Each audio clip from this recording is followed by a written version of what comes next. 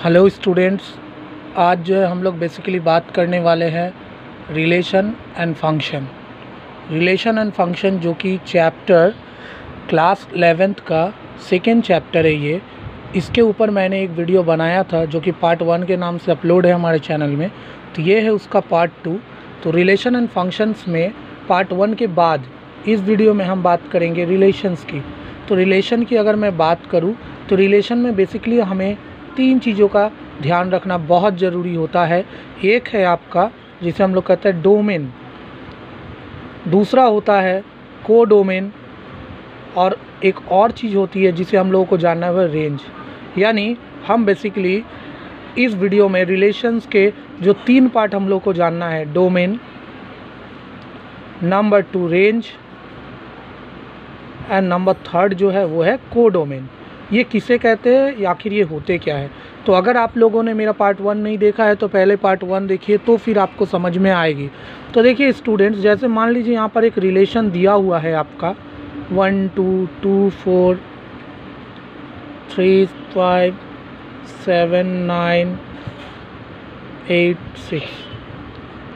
अभी स्टूडेंट होता क्या है, इस रिलेशन को अगर हम एरो डायग्राम में ड्रॉ करते हैं, एरो डायग्राम क्या होता है इसके लिए आप पार्ट 1 ज़रूर से देखें। एरो डायग्राम में क्या होता है, हम सेट्स को कुछ इस तरह से दिखाते हैं। यहाँ पर जितने भी लेफ़्ट साइड वाले नंबर हैं उसे हम इस सेट में लिखेंगे। इस सेट का नाम दे देते हैं ए, इस सेट का नाम दे देते हैं बी। तो यहाँ पर देखिए 1 है, 2 है, 3 है, 7 है और 8 है। तो लिख देंगे 1 2 3 7 और 8। ये हो गया सेट ए का क्या एलिमेंट्स। ओके, उसी तरह से यहाँ पर बी जो सेट है इसमें आप देख पा रहे होंगे यहाँ पर राइट साइड वाले जो भी नंबर्स है 2 4 5 9 6, 2 4 5 9 6 उसे हमने लिख दिया इस सेट में बी पे। तो यहाँ पर हम देख क्या रहे हैं कि ये जो हमारा रिलेशन दिखाया गया है वो क्या है, रिलेशन इस सेट का ए और बी का रिलेशन है। दैट मीन्स यहाँ पे रिलेशन जो है ए टू बी किया गया है। तो अब यहाँ पर समझने वाली बात है हमारी कि डोमेन क्या होती है। तो डोमेन के लिए देखिए स्टूडेंट्स, जो सेट ए हमारा जो ए सेट है, ये लेफ़्ट साइड वाला जो भी नंबर्स हैं वो सारे, अभी यहाँ पे अगर मैं रिलेशंस को इसको लिख के दिखाऊँ तो कैसे होता है, 1 का 2 के साथ है तो आपको यहाँ 1 का 2 के साथ रिलेशन शो करना है, 2 का 4 के साथ है 2 का 4 के साथ रिलेशन शो करना है, 3 का 5 के साथ है 3 का 5 के साथ शो करना है, 7 का 9 के साथ है 9 के साथ शो करना है, 8 का 6 के साथ है 6 के साथ शो करना है। ये हमने रिलेशन दिखाया। और यहाँ पर जो सेट ए है हमारा, इसके जो भी एलिमेंट्स है जो रिलेशंस में हैं, they all are called domain.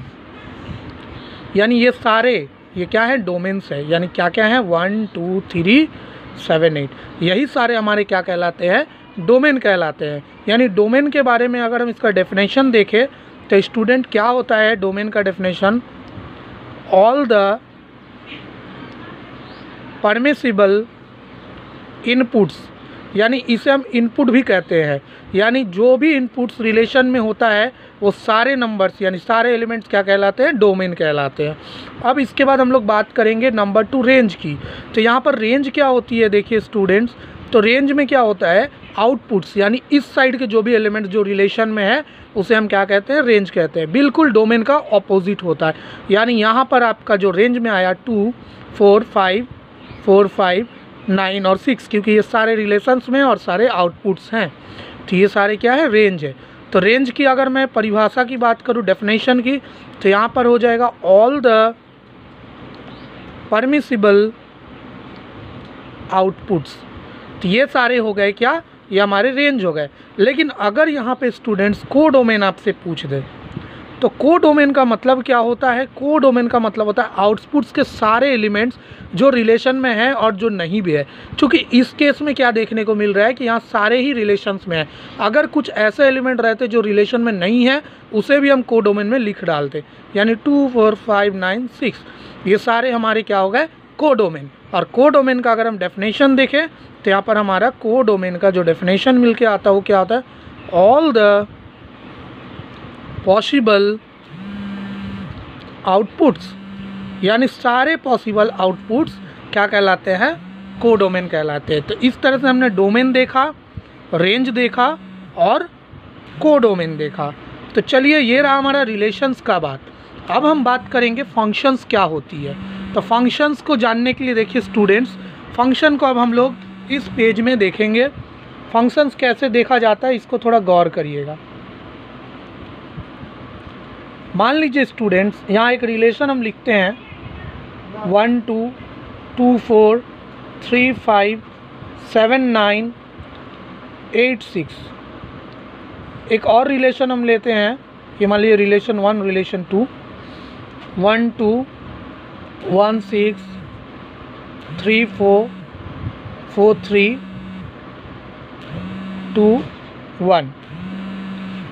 अब यहाँ पर एक चीज़ गौर करिए, पहले इस R1 रिलेशन का हम लोग एरो डायग्राम बनाएंगे। तो यहाँ पर पहला काम क्या है, एरो डायग्राम में, दो एरो डायग्राम में हमने ड्राइंग ले लिया जिसमें सेट A नाम दिया एक का नाम दिया B। तो A में क्या लिखते हैं, इसके सारे लेफ्ट साइड के नंबर्स को जो कि इनपुट्स होते हैं 1 2 3 7 8 1 2 3 7 और 8।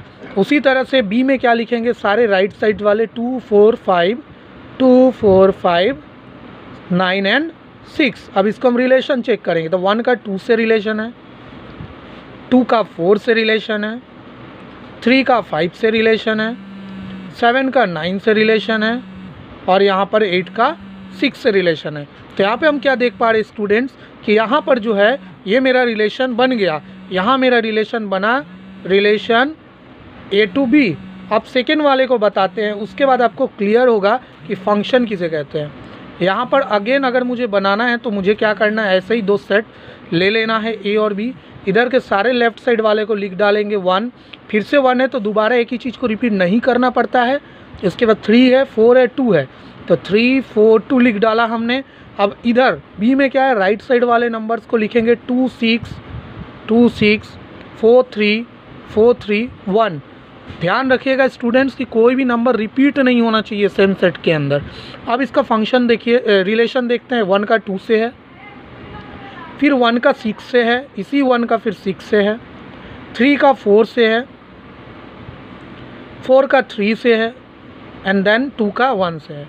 लेकिन यहाँ पर देखिए फंक्शन के केस में क्या होता है स्टूडेंट, फंक्शन में अगर एक इनपुट का, ये सारे इनपुट से एक इनपुट के 2 आउटपुट हो जा रहे, दैट मीन्स यहाँ पे फंक्शन नहीं है, ये फंक्शन का कंडीशन ये सेटिस्फाइड नहीं कर रहा है। यानी हम बोल सकते हैं फॉर फंक्शन होने के लिए किसी भी रिलेशन को क्या होना चाहिए, पहली बात ये होना चाहिए कि वो रिलेशन जो है, relation 1 inputs have no more than 1 output.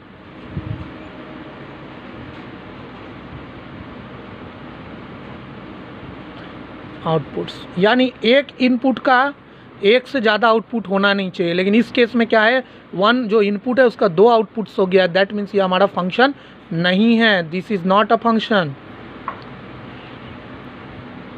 और एक चीज़ ध्यान रखिएगा स्टूडेंट, फंक्शन होने के लिए जो सेकेंड कंडीशन होता है कि सारे इनपुट्स का रिलेशन में होना ज़रूरी है। All inputs have a relation. अगर यहाँ पर एक भी इनपुट छूट जाता, रिलेशन में नहीं होता, तो स्टूडेंट ध्यान रखिएगा कि वो हमारा फंक्शन नहीं कहलाता। यानी किसी भी रिलेशन का फंक्शन होने के लिए 2 कंडीशन देखना ज़रूरी होता है। पहला, all inputs have a relation, यहाँ देखिए सारे इनपुट्स का रिलेशन है। और दूसरा कि सारे इनपुट्स के जो रिलेशन है उसमें किसी एक इनपुट का 2 रिलेशन होना नहीं चाहिए या 2 से ज़्यादा नहीं होना चाहिए, एक ही होना चाहिए। लेकिन इस केस में देखिए यहाँ सारे इनपुट्स का रिलेशन है पहला, और दूसरी जो बात है एक इनपुट का एक ही आउटपुट है। यानी यहाँ पर हम बोल सकते हैं कि जो R1 रिलेशन है मेरा, ये फंक्शन है, this is a function. I hope कि आपको समझ में आया होगा फंक्शन किसे कहते हैं, फंक्शन किसे नहीं कहते हैं। तो चलिए स्टूडेंट्स, ये वीडियो आज के लिए इतना ही, फिर मिलते हैं नेक्स्ट वीडियो में नेक्स्ट कुछ टॉपिक के साथ। तब तक के लिए थैंक यू।